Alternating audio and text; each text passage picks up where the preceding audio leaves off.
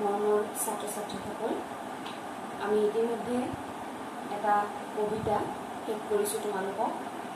সাহিত্যৰথী লক্ষ্মীনাথ বেজবৰুৱাদেৱৰ দ্বাৰা ৰচিত এটা আখ্যানমূলক শ্ৰেণীৰ কবিতা ভম্বৰ আৰু ৰতনী। আৰু সেই কবিতাটোৰ প্ৰশ্নখিনিও তোমালোকক মই দি দিছোঁ। দুই একোটা প্ৰশ্ন কিতাপত থকা হয়তো মই দিয়া নাই, সেইখিনি তোমালোকে লিখিবৰ কাৰণে চেষ্টা কৰিবা। আৰু যদি কিবা নোৱাৰা থাকে তেনেহ'লে মোক সুধি ল'বা।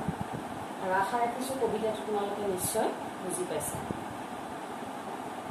এতিয়া আজি আমি এটা নতুন প্ৰবন্ধ আৰম্ভ কৰিম, আৰু সেইটো হৈছে কালিৰাম মেধিৰ গৌৰৱ। কালিৰাম মেধিৰ গৌৰৱ নামৰ প্ৰবন্ধটো আজি আমি আৰম্ভ কৰিম। গৌৰৱ প্ৰবন্ধটি কালিৰাম মেধিৰ এটা চিন্তা উদ্ৰেককাৰী প্ৰবন্ধ। এই প্ৰবন্ধটোত লেখক কালিৰাম মেধিয়ে আলোচনা কৰিছে যে প্ৰত্যেক মানুহৰে গৌৰৱ কৰাৰ কিছুমান নিৰ্দিষ্ট কাৰণ থাকে। কিছুমান কাৰণক লৈ পেলাই প্ৰত্যেকজন মানুহে গৌৰৱ অনুভৱ কৰে। আৰু এই গৌৰৱ সদায় তুলনাৰ পৰা উপজে। এজনক আনজনৰ সৈতে যেতিয়া তুলনা কৰা হয় তেতিয়াই মানুহৰ গৌৰৱ উপজিব পাৰে। আৰু লগতে কালিৰাম মেধিয়ে কৈছে যে গৌৰৱ উৎপন্ন হয় তিনিটা ঠাইৰ পৰা। গৌৰৱ উৎপন্ন হোৱা ঠাই তিনিটা, আৰু সেইকেইটা হৈছে সৌভাগ্য,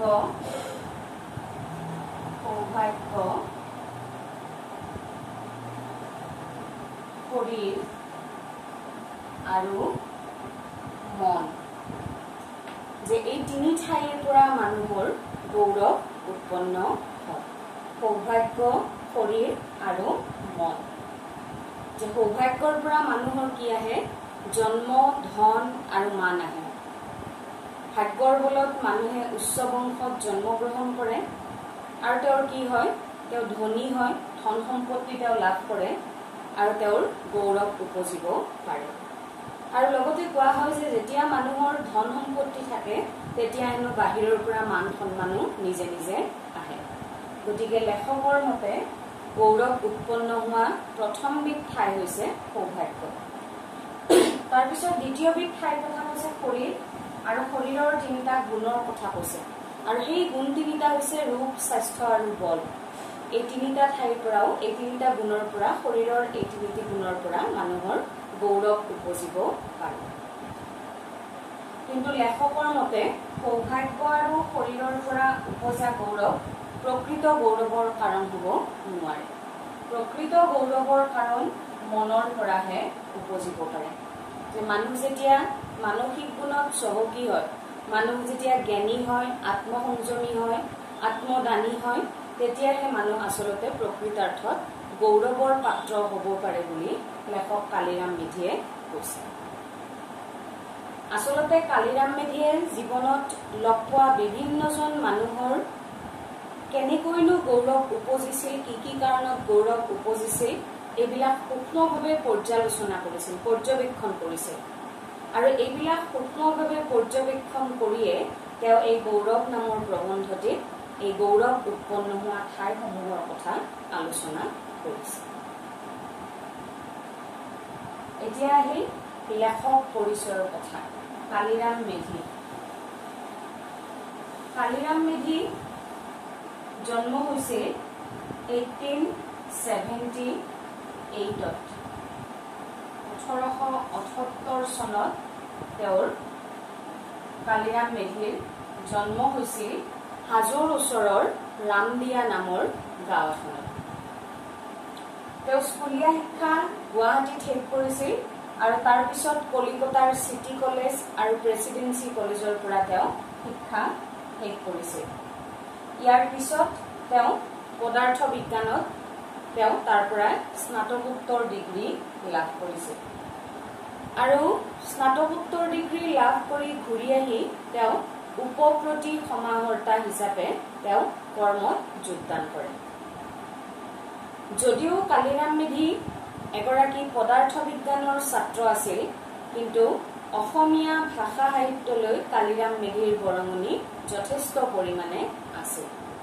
তেওঁৰ অসমীয়া ভাষা সাহিত্যৰ প্ৰতি যথেষ্ট ৰাপ আছিল আৰু সেইকাৰণে কালিৰাম মেধিয়ে ভাষা বিষয়ক গ্ৰন্থও লিখিছিল আৰু সেই ভাষা বিষয়ক গ্ৰন্থখনেই হৈছে অসমীয়া ব্যাকৰণ আৰু ভাষা তত্ত্ব।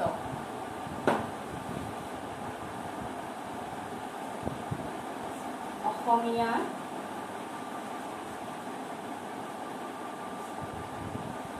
ব্যাকৰণ আৰু ভাষা তত্ত্ব এই গ্ৰন্থখনক আমি কালিৰাম মেধিৰ সাহিত্যিক জীৱনৰ আটাইতকৈ ডাঙৰ কীৰ্তি বুলি ক'ব পাৰোঁ। তোমালোকৰ পৰীক্ষাত প্ৰশ্ন আহিব পাৰে কালিৰাম মেধিৰ সাহিত্যিক জীৱনৰ আটাইতকৈ ডাঙৰ কীৰ্তি কি?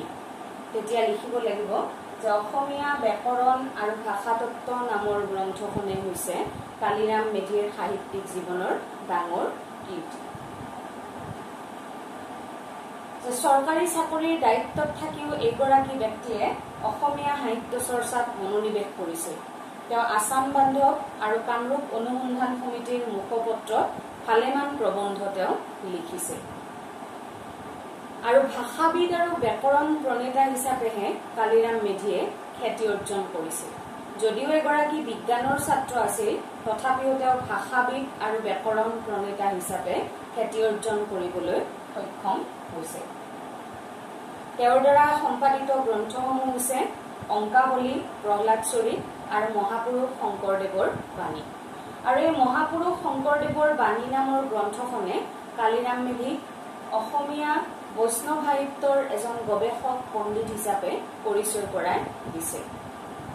এইগৰাকী পণ্ডিতে 1919 চনত অসম সাহিত্য সভাৰ বৰপেটা অধিৱেশনৰ সভাপতিৰ পদ অলংকৃত কৰিছে।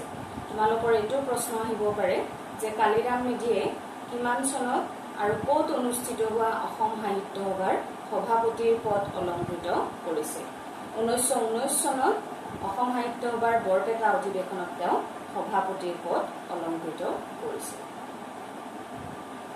আৰু 1954 চনত 1954ত কালিৰাম মেধিৰ মৃত্যু ঘটিছে। কালিৰাম মেধিৰ চমু পৰিচয়খিনি তোমালোকৰ কিতাপত দিয়াই আছে। তাৰ পৰা তোমালোকে প্ৰশ্নকেইটা উলিয়াই ল'বা। তেওঁৰ জন্ম মৃত্যু চনটো, তাৰপিছত ক'ত জন্ম হৈছিল তাৰ উপৰি তোমালোকে উলিয়াই ল'বা যে কালিৰাম মেধিৰ সাহিত্যিক জীৱনৰ ডাঙৰ কীৰ্তি কি আৰু তেওঁ ক'ত অনুষ্ঠিত হোৱা, কিমান চনত অনুষ্ঠিত হোৱা অসম সাহিত্য সভাৰ সভাপতি আছিল, কালিৰাম মেধিয়ে সম্পাদনা কৰা গ্ৰন্থৰ নাম। এই প্ৰশ্নকেইটা তোমালোকে লিখি উলিয়াবা। এতিয়া আহিছো আমি মূল প্ৰবন্ধটোলৈ। গৌৰৱ,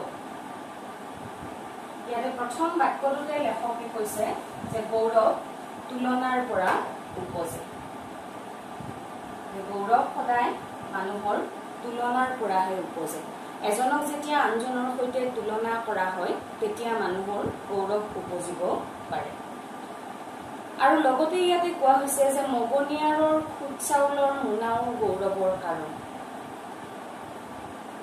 যে এজন মগনিয়াৰৰ খুদ চাউলৰ মোনাখনো তেওঁৰ গৌৰৱৰ কাৰণ হৈ পৰে। কিয়? কাৰণ মগনিয়াৰজনৰ সেইটোৱেই সমাজত পৰিচয়।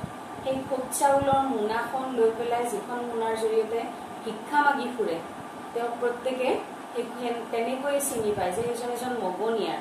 গতিকে সেই মোনাখনক লৈ, সেই ভিক্ষা মাগি ফুৰা মোনাখনক লৈয়ে যিখন মোনাৰ জৰিয়তে তেওঁলোকে কি কৰে, সেই ভিক্ষা খুজিয়ে জীৱিকা নিৰ্বাহ কৰে, সেইটোৱে তেওঁলোকৰ কাৰণে যেন গৌৰৱৰ কাৰণ হৈ পৰে। আৰু লগতে লেখকে কৈছে যে ৰাণীৰ অলংকাৰ যেনে গৌৰৱৰ কাৰণ, বান্দিৰ বাঢ়নিতাৰো তেনেদৰে গৌৰৱৰ কাৰণ। যে এগৰাকী ৰাণীৰ অলংকাৰ গৌৰৱৰ কাৰণ। কিয় গৌৰৱৰ কাৰণ? যে এগৰাকী ৰাণীয়ে তেওঁ ৰজাৰ পত্নী হোৱা কাৰণে তেওঁ আটাইতকৈ দামী অলংকাৰ পৰিধান কৰিব পাৰে, যি অলংকাৰ আন মহিলাই হয়তো পৰিধান নকৰে। গতিকে ৰজাৰ পত্নী হোৱা কাৰণে এগৰাকী ৰাণীয়ে দামী অলংকাৰ পৰিধান কৰে আৰু সেইটোক লৈয়ে সেই যে দামী অলংকাৰ পিন্ধিছে বাকি মহিলাই যে পিন্ধিব পৰা নাই সেইটোক লৈ ৰাণী গৰাকীয়ে কি কৰে গৌৰৱ অনুভৱ কৰে ঠিক তেনেদৰে ৰাণীৰ অলংকাৰ যেনেদৰে গৌৰৱৰ কাৰণ বান্দিৰ বাঢ়নিতাৰো গৌৰৱৰ কাৰণ বুলি লেখকে উল্লেখ কৰিছে যে সমাজত লেতেৰা ঠাই পৰিষ্কাৰ কৰাৰ কাৰণে কি কৰে বান্দি এগৰাকী প্ৰত্যেকে বিচাৰে গতিকে বান্দিৰ হাতৰ সেই বাঢ়নিতাৰত লৈ পেলাইও এগৰাকী বান্দিয়ে গৌৰৱ বোধ কৰিব পাৰে গতিকে লেখকৰ মতে যে সকলো মানুহে সকলো অৱস্থাতে গৌৰৱ কৰিবৰ কাৰণে কিছুমান নিৰ্দিষ্ট কাৰণ বিচাৰি পায় যে সমাজত থকা প্ৰতিজন মানুহে গৌৰৱ কৰাৰ কাৰণে কিছুমান নিৰ্দিষ্ট কাৰণ তেওঁলোকৰ থাকে এতিয়া তোমালোকৰ এই প্ৰথম পেৰাগ্ৰাফটোৰ পৰা প্ৰশ্ন আহিব পাৰে যে গৌৰৱ কিহৰ পৰা উপজে বুলি কোৱাৰ লগে লগে তোমালোকে লিখিব লাগিব গৌৰৱ তুলনাৰ পৰা উপজে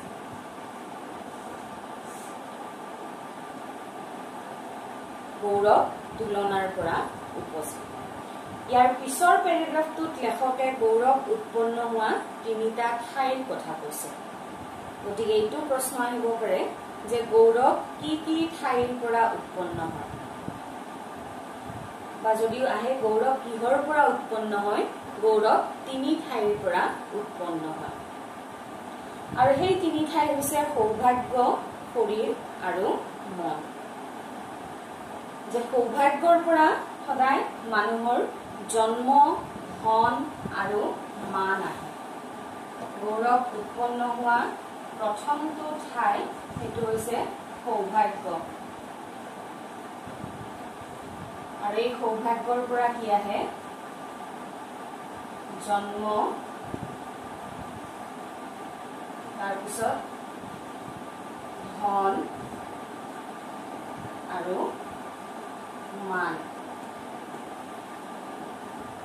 যে সৌভাগ্যৰ কাৰণে এজন মানুহে উচ্চ বংশত জন্মগ্ৰহণ কৰিব পাৰে ইয়াতে দিয়া হৈছে যে নিধিৰাম বৰুৱাৰ পুতেক গৰুচুৰ হলেও ভূঞা পোৱালি কলামণি দাস বিদ্যাভূষণ হলেও সামান্য মানুহ যে নিধিৰাম বৰুৱাৰ পুতেক যদিও তেওঁ গৰুচুৰ যে তেওঁৰ সমাজত ভাল নাম নাই তেওঁ ভাল কাম কোনোদিনে কৰা নাই কিন্তু তেওঁ কি উচ্চ বংশৰ মানুহ তেওঁ ভূঞাৰ পোৱালি সেইকাৰণে কি তেওঁৰ সমাজত নাম আছে কিন্তু কলামণি দাস বিদ্যাভূষণ হলেও সামান্য মানুহ বিদ্যাভূষণ বিদ্যাৰ অলংকাৰ স্বৰূপ তেওঁ কিন্তু তেওঁৰ নামটোতেই যেন কি আছে তেওঁৰ কলামণি দাস যে আমাৰ সমাজত এনেকুৱা নিয়মবিলাক এতিয়াও বন্ধা আছে যে দাস শ্ৰেণীৰ মানুহক সমাজত নিজ বুলি ভবা হয় গতিকে এনেকুৱা প্ৰথাবিলাক উপৰি পুৰুষসকলে বান্ধি থৈ গৈছে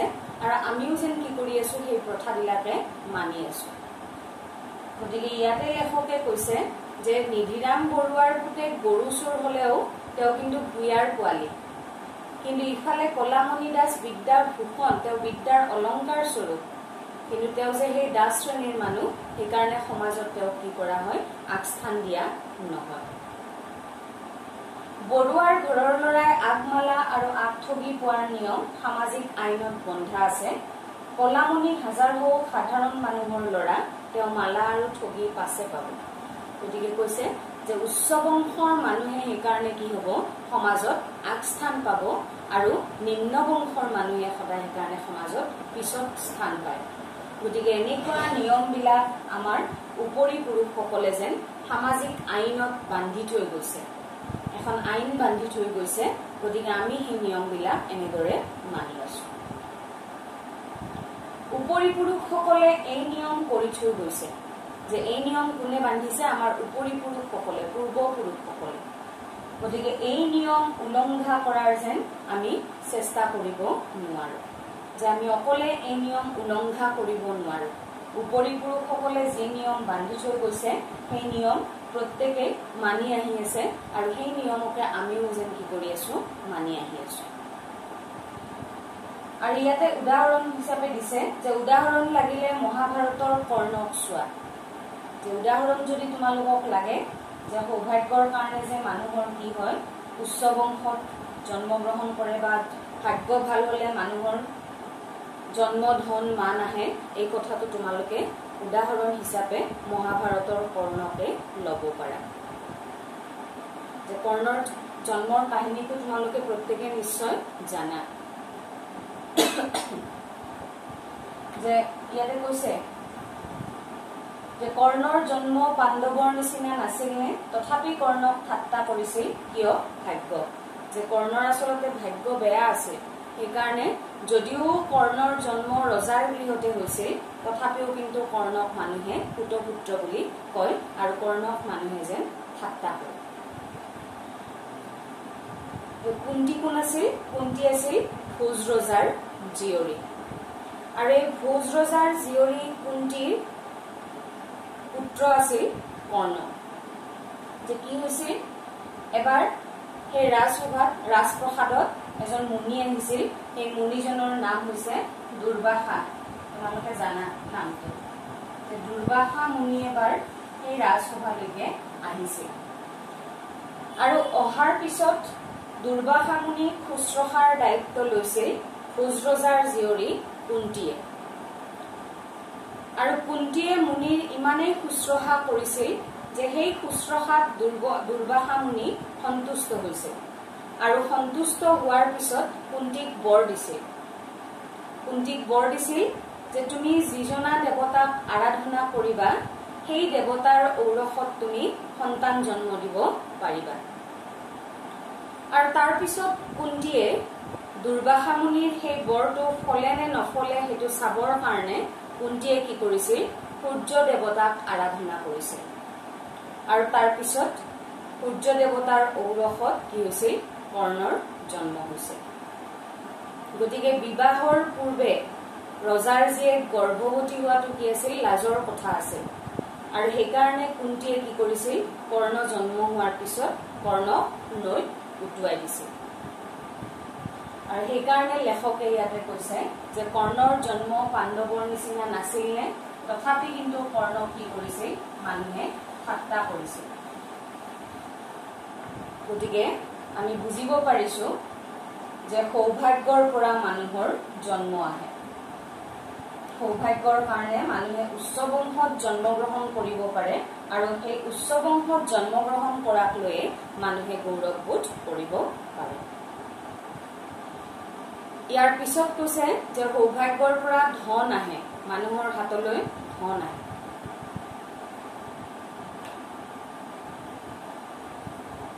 যেতিয়া এজন মানুহে উচ্চ বংশত জন্মগ্ৰহণ কৰিব ধনী ঘৰত জন্মগ্ৰহণ কৰিব তেতিয়া সেই দেউতাকৰ মাক দেউতাকৰ যি টকা পইচা সেই টকা পইচাৰ জৰিয়তে সন্তানেও গৌৰৱবোধ কৰিব পাৰে যে ইফালে তোমাৰ ধন থাকক তুমি ধন ধাৰে দিব নালাগে যে এজন ধনী মানুহৰ হাতত ধন থাকিলে টকা পইচা থাকিলে সেই টকা পইচা তেওঁ ধাৰলৈ কাকো নিদিলেও বা দান নকৰিলেও বা ভাল কামত তেওঁ খৰচ নকৰিলেও বাহিৰৰ পৰা তেওঁৰ মান সন্মান আহি থাকে যে ধনৰ গোন্ধে সকলোকে তোমাৰ ওচৰত বিনীত শিষ্টাচাৰী আৰু নম্ৰ কৰি তুলিব যে যেতিয়ালৈকে তোমাৰ হাতত ধন থাকে টকা পইচা থাকে তেতিয়াৰ পৰা আন মানুহে তোমাৰ ওচৰত সদায় নম্ৰ হৈ ভদ্ৰ হৈ চলিব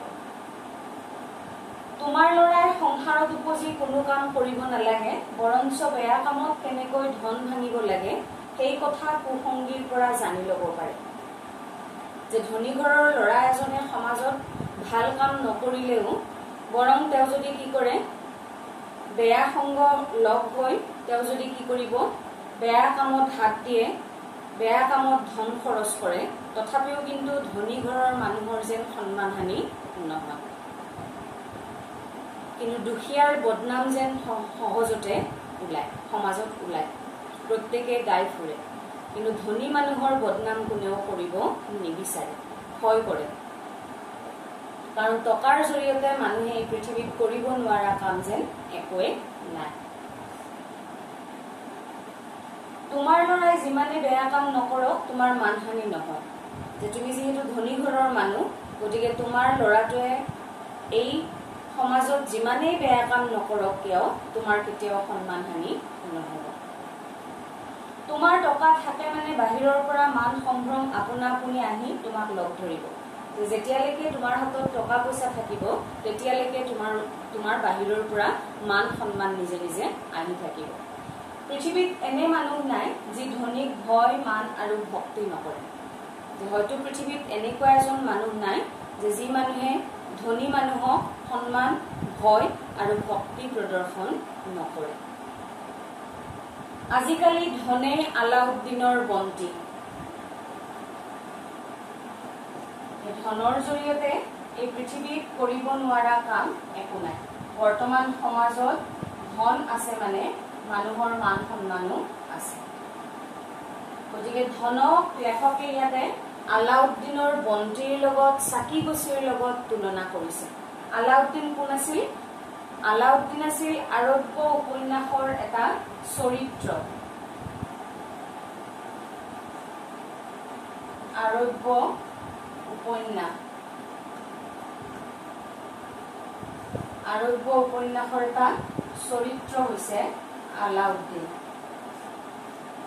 বিশ্বাস কৰা হয় যে এই আলাউদ্দিনৰ কি আছিল? এগছি বিশেষ চাকি আছিল আৰু সেই চাকি গছিৰ সহায়ত আলাউদ্দিনে যি বিচাৰিছিল তাকে লাভ কৰিছিল।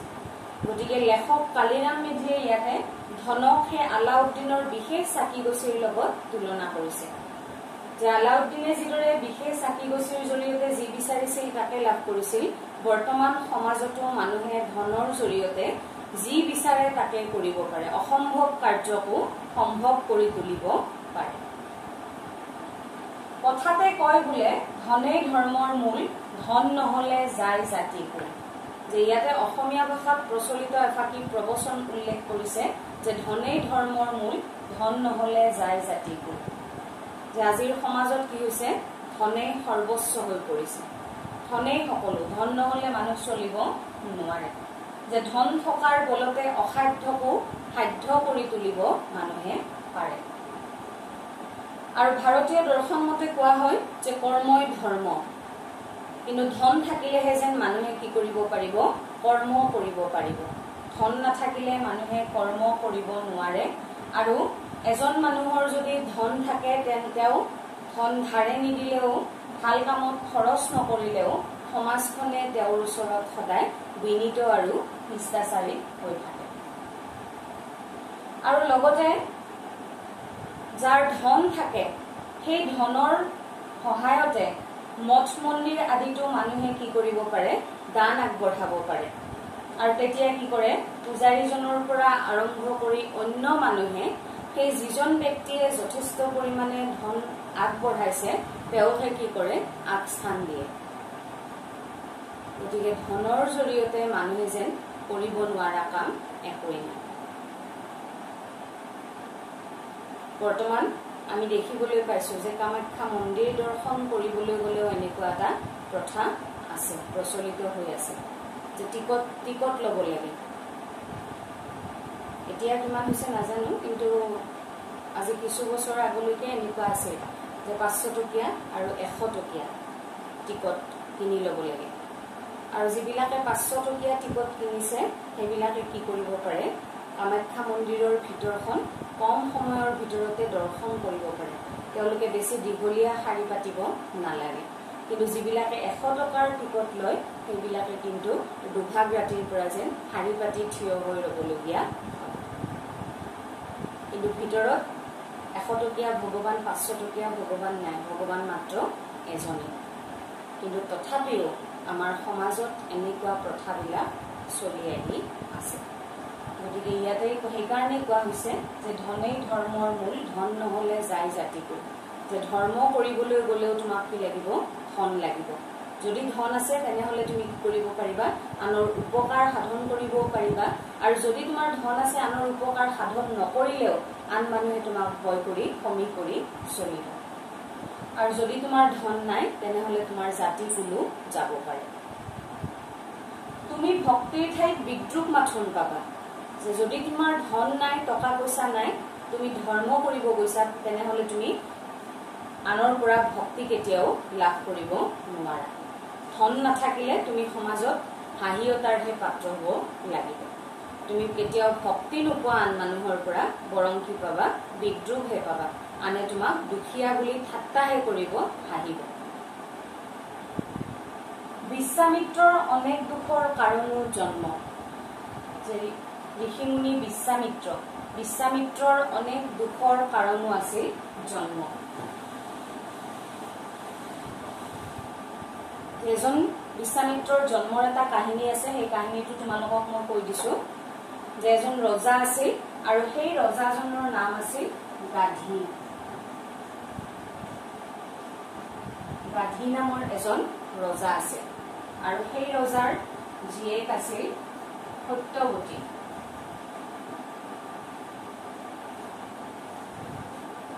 গাধী ৰজাৰ জীয়েক আছিল সত্যৱতী আৰু সত্যৱতীক এজন ব্ৰাহ্মণক বিয়া দিয়া হৈছিল। সেই ব্ৰাহ্মণজনৰ নাম হৈছে ঋষিক ব্ৰাহ্মণত সত্যৱতীক বিয়া দিয়া হৈছিল। গাধী ৰজাৰ জীয়েক সত্যৱতীক বিয়া দিছিল ঋষিক ব্ৰাহ্মণত।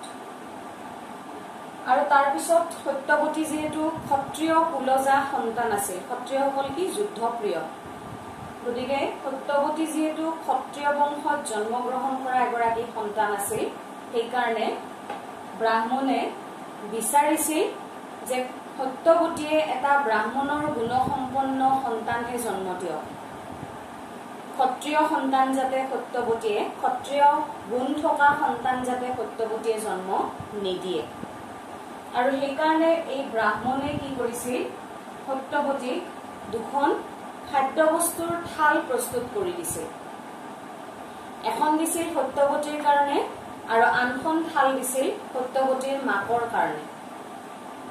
ঋষিক ব্ৰাহ্মণে ব্ৰাহ্মণৰ গুণসম্পন্ন সন্তান আশা কৰি সত্যৱতী আৰু সত্যৱতীৰ মাকক দুখন খাদ্যবস্তুৰ থাল তৈয়াৰ কৰি দিছিল, প্ৰস্তুত কৰি দিছিল।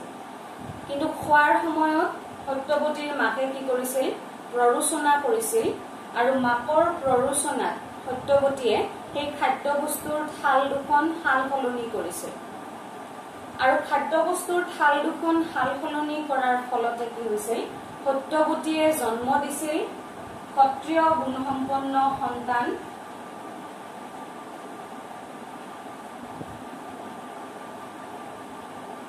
যমদগ্নি। যে খাদ্যবস্তুৰ থাল দুখন সাল সলনি কৰাৰ ফলত সত্যৱতীয়ে জন্ম দিছিল ক্ষত্ৰিয় গুণসম্পন্ন সন্তান যমদগ্নিক, আৰু সত্যৱতীৰ মাকে জন্ম দিছিল ব্ৰাহ্মণৰ গুণসম্পন্ন সন্তান বিশ্বামিত্ৰ।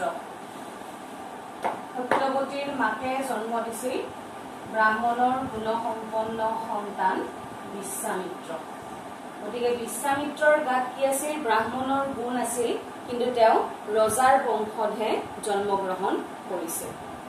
গতিকে সেইটোৱে আছিল বিশ্বামিত্ৰৰ অনেক দুখৰ কাৰণ, যে এগৰাকী ব্ৰাহ্মণৰ গুণসম্পন্ন ব্যক্তি হৈও তেওঁ ক্ষত্ৰিয় বংশত জন্মগ্ৰহণ কৰাটোৱে হৈছে বিশ্বামিত্ৰৰ জীৱনত অনেক দুখৰ কাৰণ।